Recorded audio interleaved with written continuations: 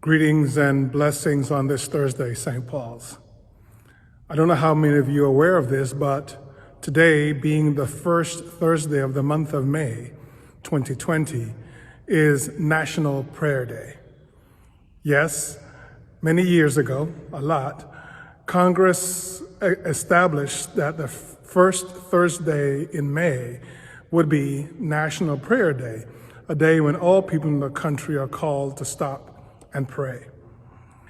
Well, I hope that every day of your lives are days of prayer, days of conversation with God. Indeed, because that is what prayer is all about. It is about a personal encounter, or in our case, when we gather together, a group encounter with God for some conversation. Those conversations take on many different forms, just as our conversations with each other take on many different forms. So I hope that you do take some time of your day each day to have some conversation with God. But here's the other thing I want you to remember, that when we speak about prayer and conversation with God, we see it as a dialogue. And therefore, it is very important that we stop our minds, stop our mouths, and listen to God's response. Listen to what God is saying to us.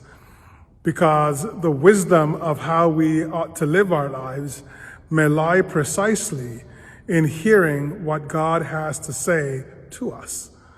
After all, we believe in a God that already knows the thoughts of our hearts and minds. And therefore, God may be already prepared to tell you exactly how God is going to respond to what you are seeking or what you are thinking.